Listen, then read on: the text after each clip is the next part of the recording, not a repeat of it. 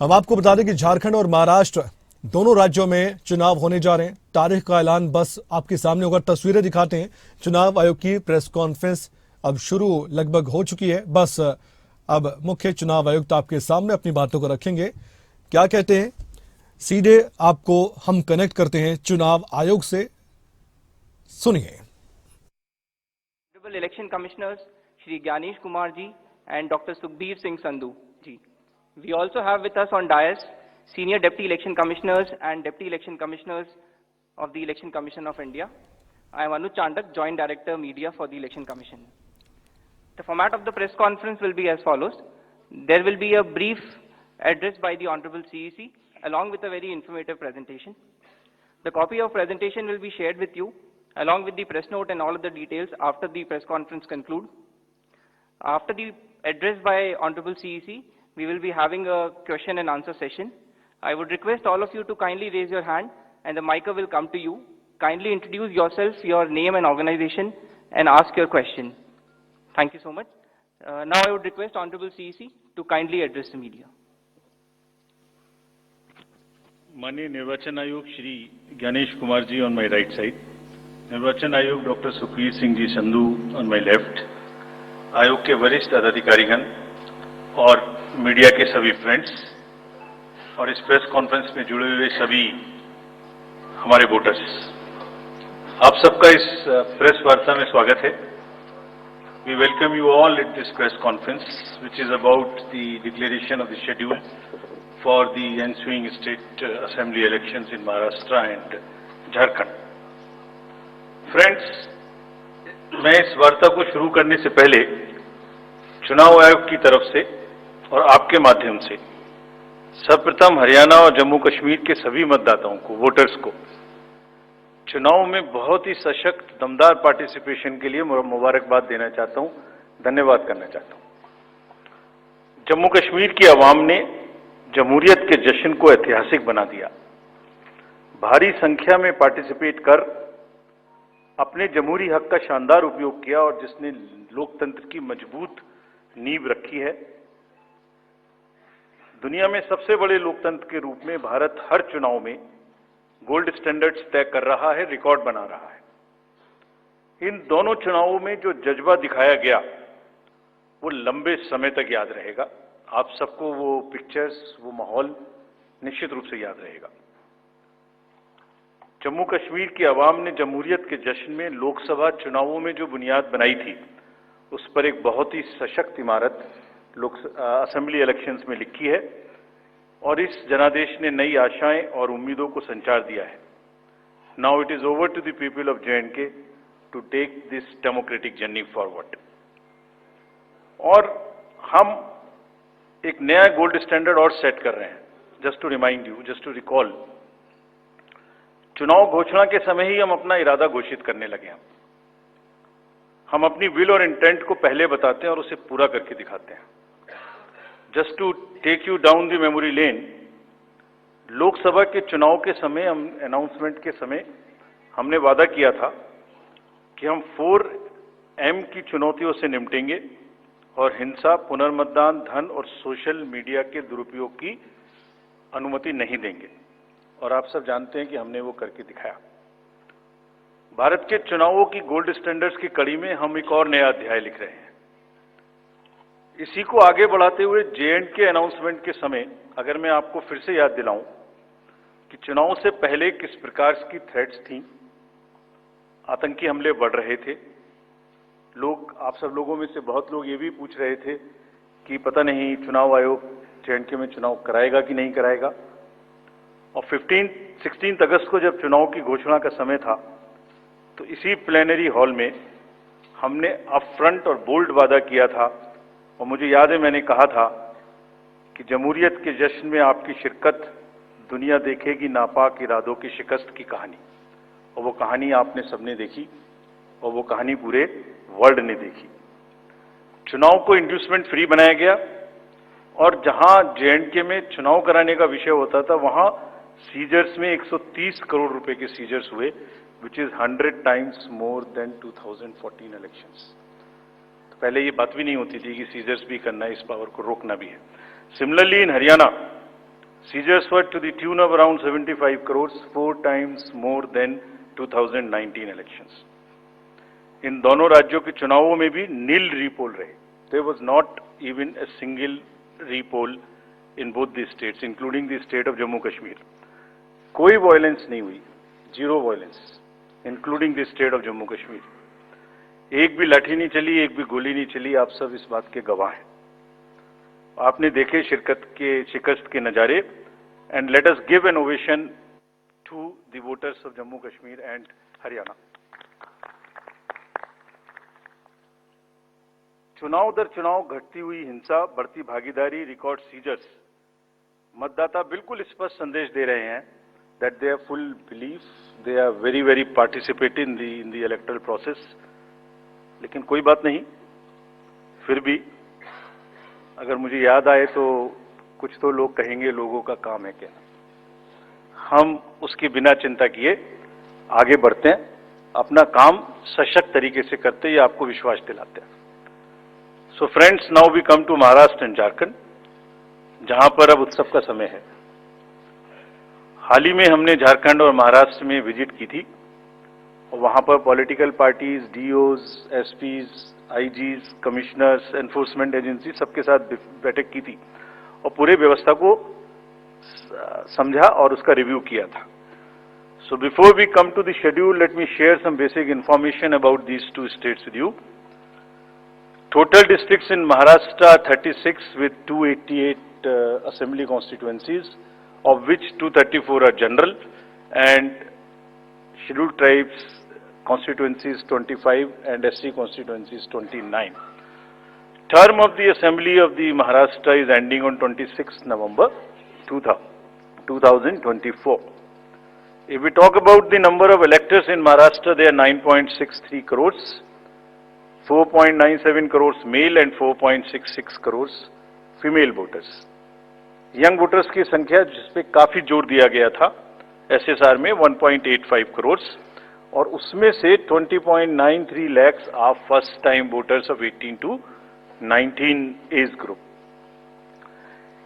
If we tell you about the polling stations in Maharashtra, there are total 1,186 polling stations and at 52,789 locations. Urban being 42,604 and rural being 57,582. इस बार भी हम PWD managed booths बनाएंगे, women managed booths बनाएंगे महाराष्ट्र में भी. Model PSS की संख्या 530 रहेगी. अगर झारखंड में की चर्चा करें तो टोटल डिस्ट्रिक्ट्स की संख्या है 24, टोटल असेंबलीज 81, जिसमें से general 44, STs 28 and एससीज 9.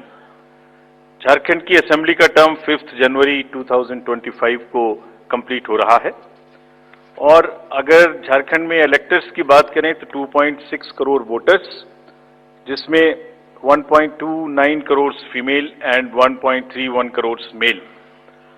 First time voters between 18 to 19 years are 11.84 lakh and 66.84 young voters in Jharkhand also.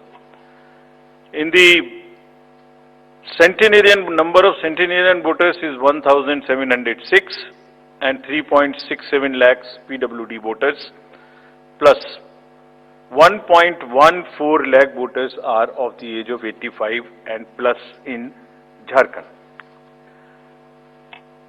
If I give you an overview of polling stations in Jharkhand, पूरे polling stations की संख्या होगी 29,562 और जो कि 20,221 locations पर फैले हुए होंगे. अर्बन संख्या वहां कम है 5,042 और रूरल परिवेश ज्यादा है, इसलिए रूरल बूथ्स की संख्या होगी 24,520. यहां पर भी women managed booths, youth managed booth, PWD managed booths बनाए जाएंगे. एवरेज वोटर्स की संख्या पर booth is 881. Particularly vulnerable tribal groups पे जैसे मैंने पहले भी आपसे चर्चा की है, कमीशन का उनको एनरोल करने के लिए, उनको एम्पावर करने के लिए बहुत एम्फेसिस है. महाराष्ट्र में 3 पीवीटीजीज हैं, कटकरी, कोलम एंड मारियागॉन्ड, और झारखंड में 8 पर्टिकुलरली वल्नरेबल ट्राइबल ग्रुप्स हैं जिनकी आबादी 1.78 लाख है। उसमें असुर, बिरहोर, मालपाड़िया, पहाड़िया, सौर्या, पहाड़िया, बिरजिया, कोवार एंड सावर, इन सबका लगभग 100% एनरोलमेंट इलेक्टोरल रोल में किया गया है। सभी डीओज ये कोशिश करेंगे कि जो भी बूथ्स इनके यहाँ बने वो एक बहुत सहज इनके ही परिवेश में बने और इस तरह की स्वीप एक्टिविटी करें कि वो सबके सब अधिकतर मात्रा में अपने मतों का प्रयोग कर सकें। मैं फिर से रिपीट करना चाहता हूं कि सभी पोलिंग स्टेशंस पे एश्योर्ड मिनिमम फैसिलिटीज होंगी। पिछली बार मुंबई शहर से कुछ ऐसी इंफॉर्मेशन या शिकायतें आई थी कि वहां पर कुछ बूथ्स पे ज्यादा पोलिंग स्टेशंस एक जगह होने की वजह से प्रॉब्लम थी। इस बार हमने रिव्यू में बहुत ही सख्त हिदायतें दी हैं, उनको रिव्यू किया, रेशनलाइज किया गया है पोलिंग स्टेशंस को। तो हम उम्मीद करते हैं डीओज विल वर्क, और वहां इस बार म्युनिसिपल कमिश्नर मुंबई को डीओ भी घोषित किया गया है ताकि जितने रिसोर्सेज उनके पास हैं उन सबको वो उसमें इस्तेमाल कर सकें। एक और व्यवस्था की गई है जो हम पीछे से कोशिश कर रहे थे, अब हमने उसकी इंस्ट्रक्शंस भी इशू कर दी हैं कि पोलिंग लाइन जब लगती है तो उसमें लाइन के बीच में भी थोड़ी कुर्सियां या बेंच लगाएं, ताकि अगर आधा घंटा लग रहा है तो बीच बीच में कहीं ना कहीं 5-7-10 मिनट के बाद आप 2-3 मिनट के लिए बैठ जाए तो थोड़ा अच्छा लगता है, मतलब थकान थोड़ी कम महसूस होती है, खासतौर से बुजुर्ग लोगों को। तो ये व्यवस्था भी सब पोलिंग स्टेशंस पे रहेगी। Friends, if I come to the next, ease of voting for senior citizens PWDs, this will be followed. You have all the experience of the pan-India coverage of facilities for the persons with disabilities and senior citizens. Her senior citizen जो 85 years से ऊपर हैं उनको घर से vote देने की सुविधा उपलब्ध रहेगी। फॉर्म 12D वितरित किए जाएंगे सबको, और जो भी उसको भर के देते हैं उनके पास में हमारी टीम वोट लेने जाएगी और जाने के समय में सभी कैंडिडेट्स को लिखित में उस रूट चार्ट का और उस जगह की सूचना देगी ताकि वो साथ में एकम्पनी कर सकें और उनको ऐसा महसूस ना हो कि किसी के घर पर किसी ने प्राइवेसी ऑफ द वोट को नहीं मेंटेन किया। They are entitled, they are welcome to participate and go along with the polling parties to the houses of the senior citizens and PWDs। और पूरी जो व्यवस्था है उसकी videography of course goes without saying will be done so that there is a foolproof record. वैसे भी पूरे चुनाव में आप जानते हैं कि कोई भी प्रक्रिया ऐसी नहीं है जिसमें वीडियोग्राफी ना होती हो, जिसका रिकॉर्ड ना रखा हो, सो दैट जहां पर कैंडिडेट्स पार्टिसिपेट ना करते हो और जहां पर वीडियोग्राफी ना होती हो। So every process of this can always be checked and seen. जैसे क्रिकेट में एक्शन रिप्ले होता है, तो अगर वहां गेम के समय एक्शन रिप्ले नहीं हो सकता तो बाद में हर जगह हर प्रोसेस की वीडियोग्राफी को देखा जा सकता है। इसी प्रकार से जो नेक्स्ट अगर मैं आपको बताऊं तो जो टेक्नोलॉजी है उसका हम फिर से बहुत यूज करेंगे। वोटर हेल्पलाइन ऐप में सभी वोटर्स अपनी सारी डिटेल्स देख सकते हैं, वो कहाँ मतदाता सूची में कहाँ नाम है, कहाँ फैमिली टुगेदर है, कहाँ उनको पोलिंग स्टेशन है, वो सब चीज देख सकते हैं। CVIGIL of course we have been very enthused. जैसे लास्ट पार्लियामेंट्री इलेक्शन में हमारे 10,000 करोड़ के सीजर्स हुए, जैसे मैंने अभी बताया J&K एंड हरियाणा में भी रिकॉर्ड सीजर हुए। We are sure that in Jharkhand and Maharashtra also the voters the enlightened voters will inform us on C Vigil about any malpractice which they notice in their area and we will reach there in 90 minutes to handle it. सभी candidates जिनकी criminal background है उन्हें अपनी सूचना देनी पड़ेगी 3 बार papers में, और सभी voters as a matter of right can see on our app which is KYC know your candidate. हमने जो मीटिंग्स मैं आपको सिर्फ सारांश में ये बताना चाहता हूं कि जो मीटिंग्स हमने झारखंड और महाराष्ट्र में की तो डीओज स्टेट एजेंसीज को बहुत ही सख्त हिदायतें दी हैं, मतलब बहुत ही सख्त मीन्स बहुत ही सख्त की। वो हर तरीके से फ्री एंड फेयर इलेक्शंस कराएंगे, हर तरीके से लेवल प्लेइंग फील्ड को एस्टेब्लिश करेंगे। उनको ये स्पष्ट बताया गया है कि किसी भी पदाधिकारी के विरुद्ध अगर ऐसी सूचना आती है और ये प्रमाणित होता है कि उन्होंने कोई भी कार्य ऐसा किया जिससे लेवल प्लेइंग फील्ड डिस्टर्ब होती है, एक पार्टी को पक्ष, एक पार्टी को नुकसान, तो very stern action will be taken against them. This has been very very clearly told to everyone. किसी भी तरीके का प्रलोभन, वही 4 M's जो पहले हमने बात की थी, मनी का डिस्ट्रीब्यूशन, फ्रीबीज का डिस्ट्रीब्यूशन, शराब का डिस्ट्रीब्यूशन, ड्रग्स का distribution will all be under strict watch. All airports, all landings of the aircrafts in the field will all be checked. There would be extensive polling, the checkposts on the borders of the interstate for checking interstate movement.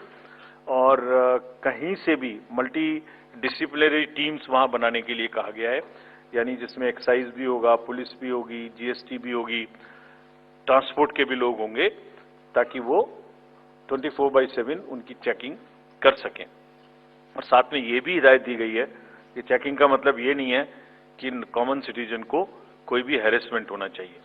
That precaution must very very carefully be taken about all of them. सभी polling stations 2 kilometre के अंदर हों। किसी भी control rooms की स्थापना होगी हर district में, so that they can handle the social media narratives if there is anything which is wrongly being conveyed। ये सब का सब वहां पर निश्चित रूप से व्यवस्था होगी। सारांश में, if I summarize everything before coming to schedule, I would like to say that चुनाव लोकतंत्र का ऐसा त्योहार है और ऐसा उत्सव और पर्व है जिसमें सभी वोटर्स की भागीदारी बिल्कुल आवश्यक है, वांछनीय है, आवश्यक है, रिक्वेस्टेड है। We appeal to everyone to come and vote in large numbers in these elections also. साथ ही सभी राजनीतिक दल, सभी कैंडिडेट्स से भी अनुरोध है कि पूरे नियमों का पालन करते हुए कैंपेनिंग के दौरान निर्भय होकर कैंपेनिंग करें। लेवल प्लेइंग फील्ड एस्टेब्लिश करना हमारा काम है, लेकिन उसको वायलेट ना हो, उसमें कोई एक्सेसेस ना हो, ये उनका भी काम है। Now I come to the schedule for Maharashtra. This will be in single phase. The notifications, date of notifications are in front of you. 22nd October would be date of notification. Last date of making nomination would be 29th October. Scrutiny on 30th October, and last date for withdrawal 4th, and date of poll in Maharashtra would be 20th 11. Counting would be on 23rd 11/24, and you will notice that date of poll is Wednesday. This is deliberately, which lot of scheduling, whatever goes into scheduling, we have tried that it is midday, so that issue of urban apathy is handled. And in case of urban apathy, we are really very concerned. We want to make appeal through you to all our esteemed voters in the urban areas to please come and vote. It's not a healthy trend which is reflected. If I give you a brief of what is happening across the elections in the urban apathy, we will share this slide with you. If you look at various states, you look at Gurgaon, you look at Faridabad recently. Last elections, you look at Jubilee Hills, Hyderabad. You look at Bangalore South. You look at Gujarat, Gandhinagar, Kolaba, Mumbai City, Pune, Thane, all are much below the state averages of each state. We will be conducting a special meeting of the municipal commissioners and DOs within a week's time to appeal again to do whatever we can do to motivate the voters in the urban areas, but the trends are really not good. If I show you the Lok Sabha, that was the Lok Sabha. If I show you legislative assemblies, see the lowest The Kolaba was just 40%. 62 of 64 urban ACs in Maharashtra were less than the state average in 2019. So was the case in the parliamentary elections 2024 also. And just to give you a contrast, if you compare, so what was the situation in Lok Sabha in Kalyan was 50%, Mumbai South 50, Mumbai North, Thane, Pune, Mumbai South, everything 53%. And these were the lowest 6 parliamentary constituencies out of the lowest 10. So that's the state of the urban apathy. We would be doing everything to counter it. Last time in 24 elections, we had all celebrities, all corporates, Amul, everyone involved. We'll do it again. And we'll also, at this point, emphasize that this contrasts with a very positive trend in the constituencies like Doda, 72%, Riyasi, 74%, Punch, 74%, Rajouri, 71%. If they can go 70 plus, Kolaba can also go 40 plus. In 24 Lok Sabha elections, Bastar was 68%, 69%. Gadchiroli, Manipur, states after state, tough areas. So we'll be requesting through you, we'll have a special drive this time for the slum areas in urban areas and also the colonies, all alike, to have a real urban push. I do not want to name specific thing, but there are booths in Faridabad and Gurgaon in the recently held elections, and they are the poshest places where voting has been around 20%. So again, we will be doing a lot of work on this to do whatever we can do to attract the urban voters. Now, friends, coming to Jharkhand.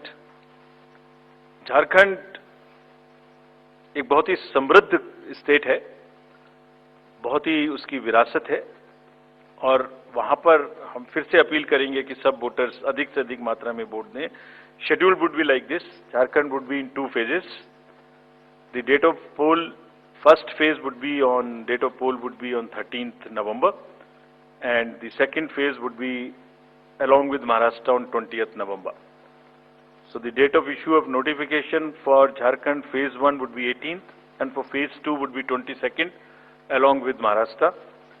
Nominations for phase 1 would be till 25th of October, and for phase 2, 29th. This slide we will share with everyone. And date of poll would be 13th November and 20th November, both Wednesdays. And date of counting would be 23rd 11, that is Saturday. With this, we end our presentation with the request that through you, that all the voters of Jharkhand and Maharashtra कृपया बाहर आइए, कृपया vote करिए. लोकतंत्र के उत्सव में आपकी भागीदारी कि हम बहुत ही रिक्वेस्ट करते हैं, अपील करते हैं आपसे. Thank you very much. So bye. So we will come back. We'll come back. Okay. Sorry. By elections also. By elections. We have 48 ACs and 2 PCs in 15 states. They will also undergo the elections this time. All the 48 ACs and 2 PCs, the schedule would be like this. All the except 1 AC and 1 PC, where because of the festivities in some region, all 47 ACs and 1 PC of Kerala would undergo the election along with the phase 1 of Jharkhand. The same schedule. 13th November would be date of poll, and only for 2 ACs, one for assembly and one for parliament. That is Kedarnath in Uttarakhand, because on 12th there is gazetted holiday and dispersal of the parties takes place on that day. Therefore, it is on 20th. And similarly, for Maharashtra, except that everything would be during the first phase. Thank you very much. Thank you. Thank you, sir, for the very comprehensive briefing. Now we will take questions from the media. Please, the gentleman in the blue shirt, please. Thank you. Sir, मेरा नाम प्रशांत लीला रामदास है। मैं news 18 लोकमत से हूँ और मेरा एक सवाल इस तरह का है कि कांग्रेस ने डिमांड की थी जो वहां के पुलिस महासंचालक है रश्मि शुक्ला, इनको हटाने को लेकर, इसको लेकर आयोग क्या सोच रहा है और उस पर क्या निर्णय होगा? Question from that side also. From the pink shirt, second row, Mr. Shailesh Yadav.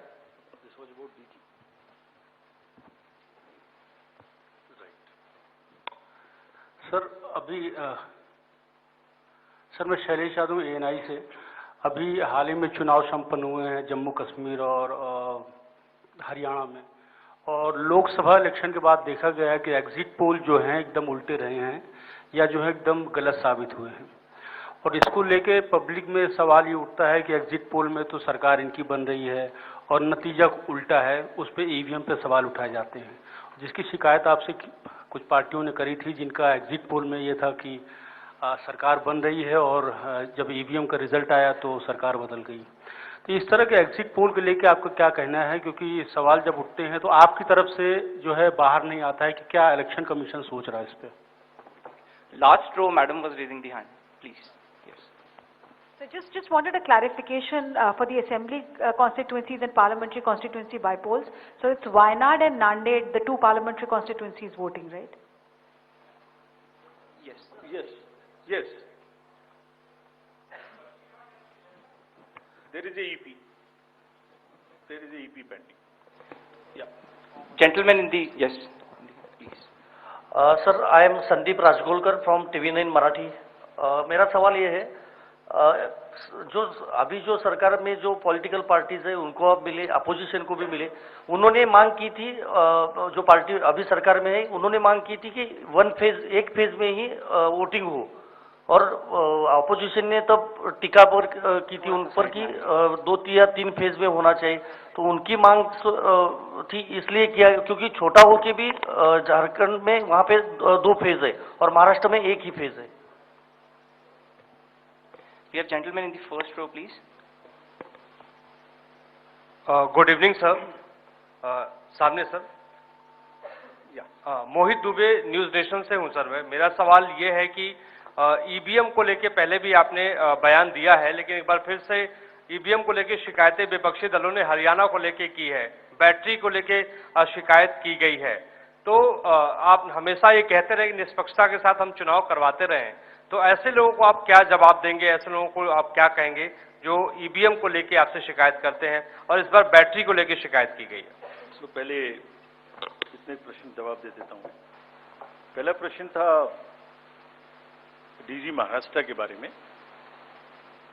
So DG's appointment in any state is governed by the procedure where the name of the senior most officers are sent to the UPSC. UPSC selects the person, and there is a Honorable Supreme Court decision on this in Prakash Singh's case. The entire issue of this will be handled as per the legal pronouncements governing the subject. This name has been cleared by UPSC, but however, exactly what has been dictated, what has been ordered in this Honorable Supreme Court's order, this case will be handled according to that. Somebody asked about 2 phases in Jharkhand and 1 phase in Maharashtra. Do you remember how many phases were in Jharkhand last time? 5. And now you are asking about 2 also. There are factors in Jharkhand which are about the Naxal areas and others. There are concerns, therefore there are 2. And Maharashtra was 1, it is 1. Exit polls. Actually, I didn't want to touch this subject, but since you are asking.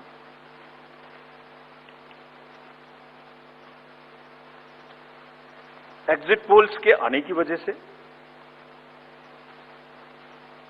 Exit polls के एक expectation set करने की वजह से एक बहुत बड़ा, let me explain, एक बहुत बड़ा डिस्टॉर्शन पैदा हो रहा है। ये आप सब लोग यहाँ हैं, ये एक आत्मचिंतन का और आत्ममंथन का भी विषय है प्रेस के लिए, खासतौर से इलेक्ट्रॉनिक मीडिया के लिए।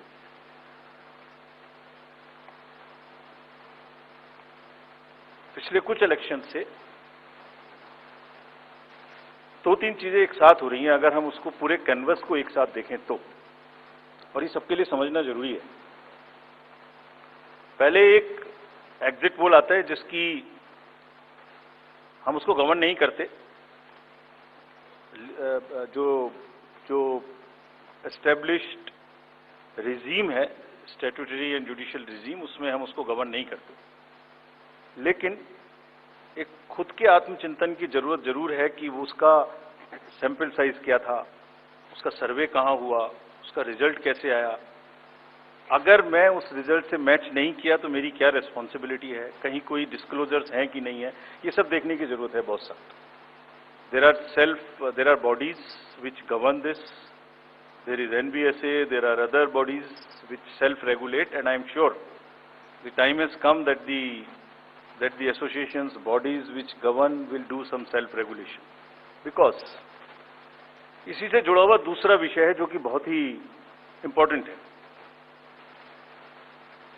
जिस दिन पोलिंग खत्म हुई उससे रफली थर्ड डे काउंटिंग होती है, तो आज शाम को 6 बजे से एक एक्सपेक्टेशन राइज हुई। सबने सोचा ये होने वाला है, जिसका कोई साइंटिफिक आधार, जिसका कोई लीड पब्लिक में डिस्क्लोजर में नहीं है।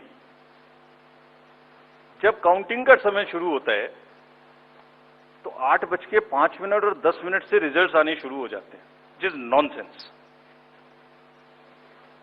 आप बताइए, मेरी पहली काउंटिंग 8:30 बजे शुरू होती है और हमारे पास प्रमाण है इस बार कि 8:05, 8:10, 8:15 पर आने लगा इतने की लीड, इतने की लीड, इतने की लीड, इतने की लीड।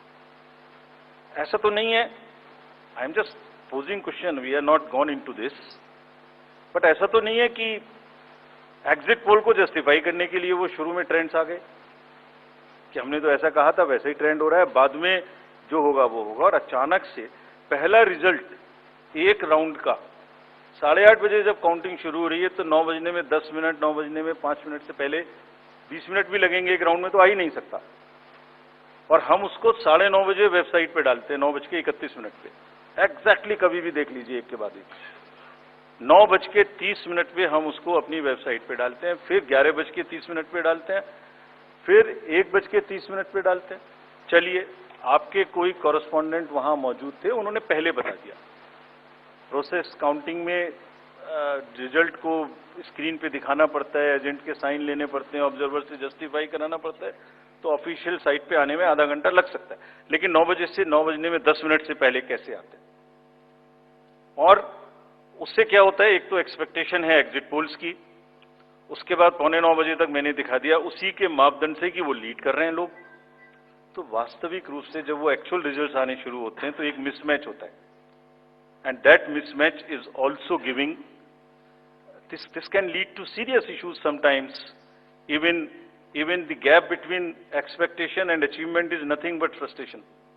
So ये एक विषय ऐसा है जिस पर हम तो नहीं, हमारे हाथ बंधे हुए हैं, लेकिन एक कुछ ना कुछ मंथन की, कुछ ना कुछ, एंड आई एम श्योर जब इस देश में, जब कंट्री में इस तरीके की जरूरत होती है तो एक सेल्फ करेक्शन हो जाता है, तो सभी रिस्पॉन्सिबल लोग इसका सेल्फ करेक्शन जरूर करेंगे, I am sure about it. EVM के बारे में आपने फिर से पूछा।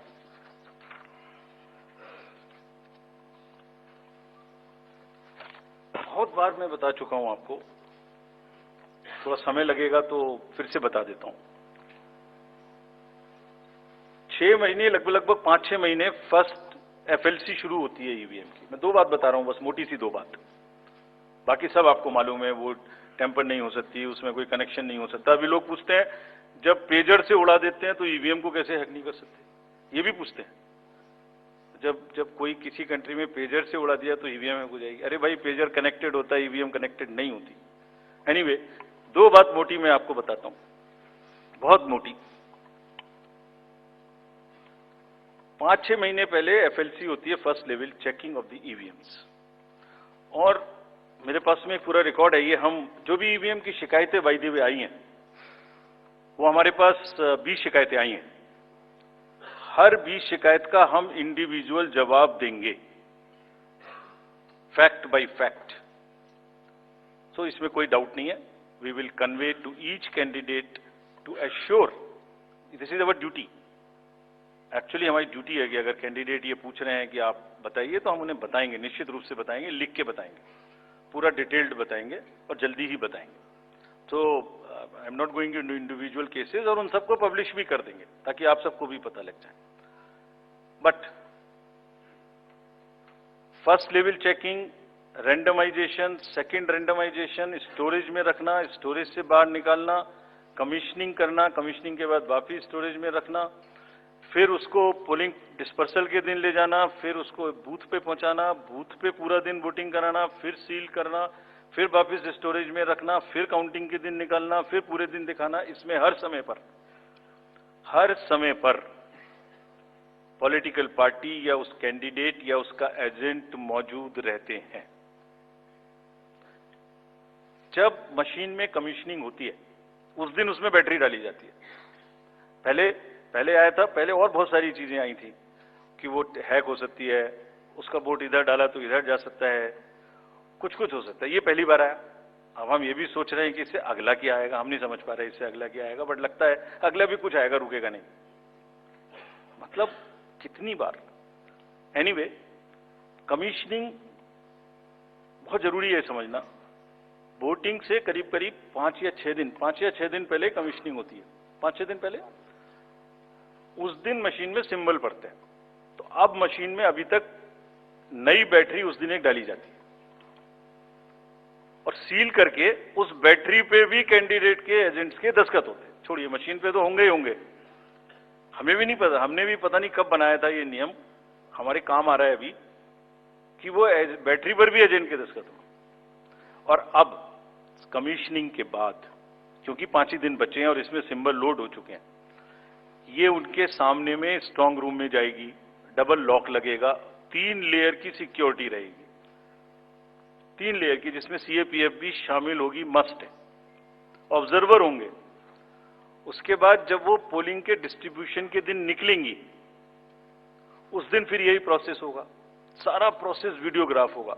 यानी वीडियोग्राफ होने के बाद फिर वो फील्ड में पहुंचेंगे, सेक्टर मजिस्ट्रेट साथ में रहेंगे, फिर कैंडिडेट के एजेंट साथ में रहेंगे, फिर वहां पहुंचेगी, फिर कहेंगे भाई देख लो इसको, सब ठीक है, जो आपको नंबर दिया, हाँ, और उसके नंबर भी सबसे शेयर किए जाएंगे।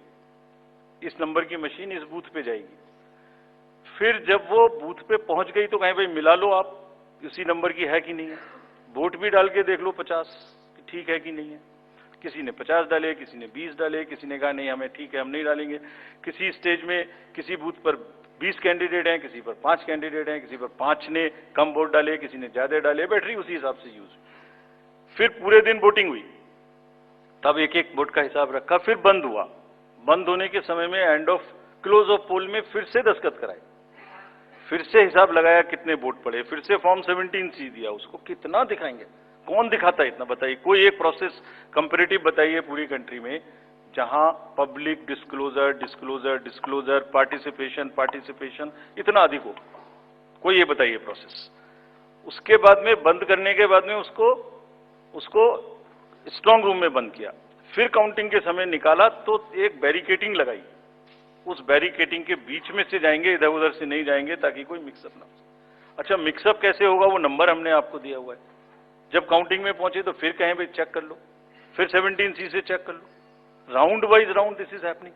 And there is a provision for objecting to any of the issue relating to this at any stage, which has not happened. So हम इंडिविजुअल जिसने, वो बिल्कुल सेफ है, बिल्कुल रोबस्ट है। अच्छा, और मैं बताता हूं आपको, आप पिछले 15-20 इलेक्शंस देख लीजिए, it is giving results after results differently. जहां मतलब ऐसा नहीं हो सकता कि जब पसंद का रिजल्ट ना आए तभी गलत है, ऐसा नहीं हो सकता। एनीवे, हम सबका इंडिविजुअल जवाब देंगे और आपको भी बताएंगे, उसको वेबसाइट पे डलवाएंगे। वो जवाब दे देंगे आपको, एक FAQ भी बनाएंगे उसका, बताता हूं मैं आपको। बट इसमें थोड़ा सा, चलिए आप अपना प्रश्न पूछ लीजिए, अभी ये बता देता हूं जी बता दे, ये भी इसी के साथ बता दे। we'll take some questions from the नहीं, ये प्रभु जी का इसके साथ ही बता देता हूं। जैसे मैंने पहले बताया, ये एक सिंगल यूज बैटरी है। जब ये पड़ेगी तो 5, 6, 7 दिन के लिए इस्तेमाल होगी।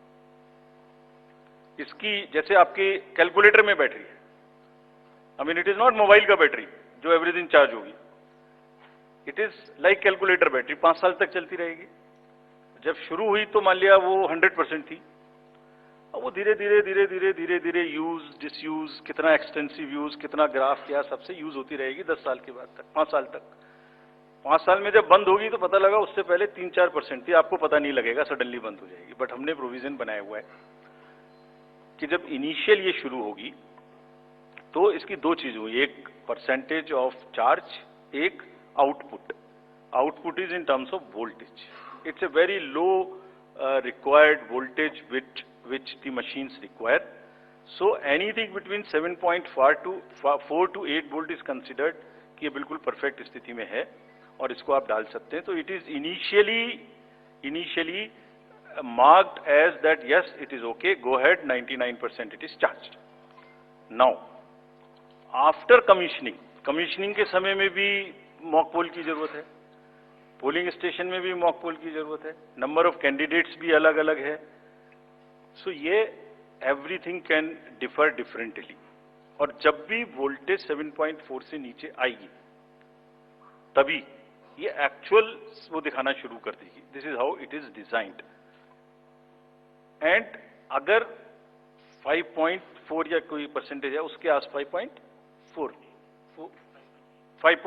जब 5.8 पर आएगी तो ये सिग्नल देगी, जैसे गाड़ी सिग्नल देती है येलो बटन दबा के कि अब ये बंद होने वाली है, so please replace. This is what it is. But for general, जिससे कि टेक्निकल लोग भी इसका एग्जामिन कर सकें, आप लोग भी जान सकें, हम इसका एक बिल्कुल डिटेल बना के, जितना मैंने बताया इससे भी ज्यादा विस्तार में, इसको FAQ में डालेंगे। और जो भी सदस्य गणों ने, जो कंटेस्टिंग कैंडिडेट्स ने हमसे पूछा है और जो पार्टीज ने हमसे पूछा है, उनका हम बहुत इज्जत के साथ, बहुत सम्मान के साथ पूरा जवाब देंगे। और जैसे जैसे आरओज अपना अपना जवाब दे देंगे, we have asked all ROs 20 कि आप सब डॉक्यूमेंट करिए, सब बताइए कि कब कमीशनिंग हुई, सब बताइए कौन कौन साथ में था, पूरा डिटेल विस्तार बनाइए, पूरी प्रोसेस एंड टू एंड। और बनाने के बाद माननीय कैंडिडेट को आप जवाब दीजिए। दिस इज योर ड्यूटी इन लोकतंत्र। अगर कोई पूछ रहा है तो आप जवाब दें, हम उसका जवाब देंगे। और जवाब देने के बाद कंपाइल करके हम आपको भी सबको बताएंगे, इसको बताएंगे। Thank you. We will take one question from sir, media friend from Maharashtra also with us, sir. Gentleman in the third row, please. A few more last round. नमस्कार सर, मेरा नाम प्रमोद जगताप है, मैं सकाल मीडिया ग्रुप के शाम अच्छा, news. एक चीज और बता दूं, एक चीज और इसमें मैं आपको बता दूं, एक हमारा C&B का भी प्रोसीजर है, जो माइक्रो कंट्रोलर और प्रोसेसर को हम चेक कर सकते हैं। मुझे नहीं लगता कि इन 20 कॉन्स्टिट्यूएंसी से कोई भी रिक्वेस्ट C&B की आई है, कोई रिक्वेस्ट नहीं। So anyway we will give specific replies of all. Yes please. हाँ सर, मेरा नाम प्रमोद जगताप है, मैं सकाल मीडिया ग्रुप के शाम टीवी न्यूज चैनल से हूँ। मेरा सवाल जो है वो सिंबल को लेके, महाराष्ट्र में एनसीपी के 2 गुट होने के बाद तुतारी और ट्रम्पेट, तुतारी जो है शरद पवार की पार्टी को दे दिया, लेकिन लोकसभा चुनाव में ट्रम्पेट जो है वो भी सिंबल कोई इंडिपेंडेंट कैंडिडेट को दे दिया था। इससे ज्यादा वोट उस इंडिपेंडेंट कैंडिडेट ने लिए थे। शरद पवार के एनसीपी का ऐसा कहना है कि ये सिंबल जो है वो फ्रीज करना चाहिए। महाराष्ट्र के स्टेट इलेक्शन कमीशन ने स्थानिक स्वराज्य संस्था के जो चुनाव है उसमें वो फ्रीज किया है, लेकिन केंद्रीय चुनाव ने अभी तक उसके ऊपर कोई डिसीजन नहीं लिया। तो आप उसको लेके कोई आपकी एसओपीज बनाने वाले हो, वो सिंबल अभी फ्रीज करने वाले हैं, निम्न उसके का जरा से विस्तार बताइए please. Gentleman in this side. Thank you. Rajiv sir, मैं आनंद कुमार सिंह हूं, न्यूज इंडिया न्यूज चैनल से। सर, मेरा एक सवाल आपसे है। मैंने लोकसभा चुनाव और विधानसभा चुनाव जम्मू कश्मीर कवर किया था, तो मैंने तेलंगाना में देखा कि हिजाब को लेकर लोकसभा बीजेपी की प्रत्याशी थी, तो वो हिजाब को लेकर आइडेंटिफाई कर रही थी। जिसको लेकर विवाद हुआ था।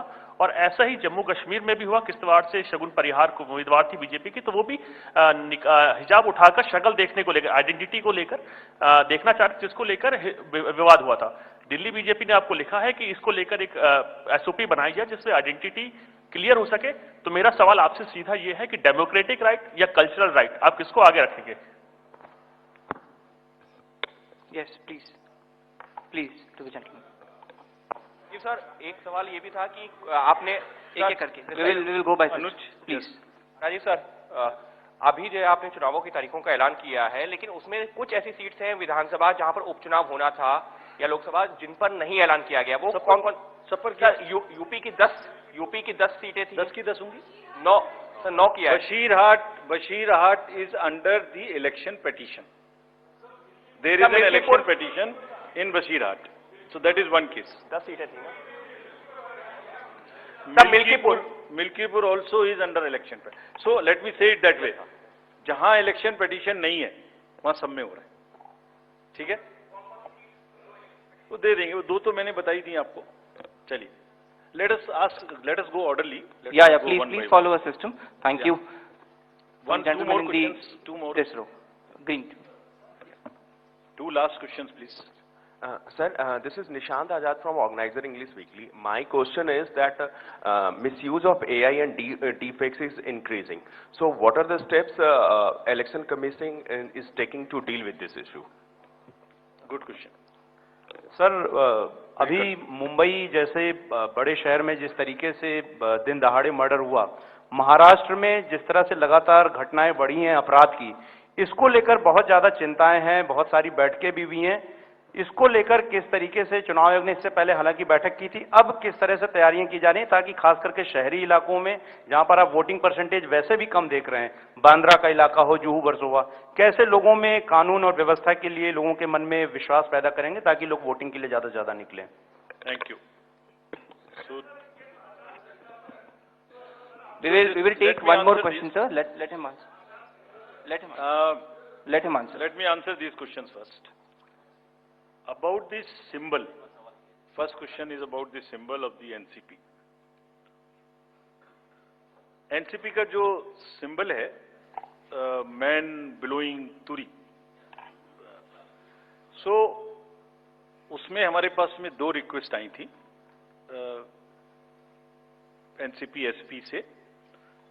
एक तो ये आई थी कि उनको जब हमने रिकॉग्नाइज कर लिया है एज स्टेट पार्टी, तो उन्हें हम कंट्रीब्यूशंस रिसीव करने की भी स्वीकृति दें। और दूसरी रिक्वेस्ट आई थी कि उनको जो उनका सिंबल है वो प्रोमिनेंट नहीं है, वो जब वोटिंग मशीन के बैलेट यूनिट के अंदर में छोटा दिखाई देता है, तो उसका रेशियो ऐसे चेंज कर दीजिए कि वो स्पष्ट से मैन ब्लोइंग तुरी दिखाई देने लगे। और दूसरी रिक्वेस्ट एक और भी साथ में थी कि उस जैसा एक कोई ट्रम्पेट है उसको हटा दीजिए। 3 रिक्वेस्ट थी। सो पहली रिक्वेस्ट हमने उनकी मान ली, हमने उन्हें उसी दिन ऑथराइज कर दिया था कि आप ड्यूली कंट्रीब्यूशंस ले सकते हैं, subject to the disclosures which every political party has to do. Secondly, हमने उनको लिखित में ये भी छूट दी थी कि आप खुद हमें बताइए कि आप अपने सिंबल को, मैन ब्लोइंग तुरी को किस तरीके से बैलेट यूनिट में दिखाना चाहेंगे। तो उन्होंने कहा था हम इस तरह से दिखाना चाहेंगे। 1-2 चॉइस दी थी, जो उनकी पहली चॉइस थी वो हमने मान ली। सो इस इलेक्शन में उनका सिंबल वुड भी ज्यादा दिखाई देगा, मतलब प्रोमिनेंटली दिखाई देगा। तीसरी रिक्वेस्ट थी, वो एक ट्रम्पेट है इस टाइप की, जो कि मैन ब्लोइंग तुरा से बिल्कुल डिफरेंट है। तो कमीशन ने उसी दिन बताया था कि वो उससे डिस्टर्ब नहीं करता है। So all the 3 have been accepted, that is 1. All AI and deep fakes, this is a very, very contextual question. This is disturbing all the elections world over. I have said it earlier also. It's a very serious issue. Election commission ने press conference की, इस वक्त की बड़ी जानकारी आपकी TV screen पर है। 20 नवंबर को महाराष्ट्र में चुनाव होगा, ऐलान किया गया है। महाराष्ट्र में 20 नवंबर को चुनाव होगा, 23 नवंबर को महाराष्ट्र में मतगणना होगी, नतीजे सामने आ जाएंगे। महाराष्ट्र में एक चरण में चुनाव होगा। आपको बता दें कि झारखंड में 2 चरणों में चुनाव होगा और वहीं महाराष्ट्र में 1 चरण में होगा, झारखंड में 2 चरणों में चुनाव होगा।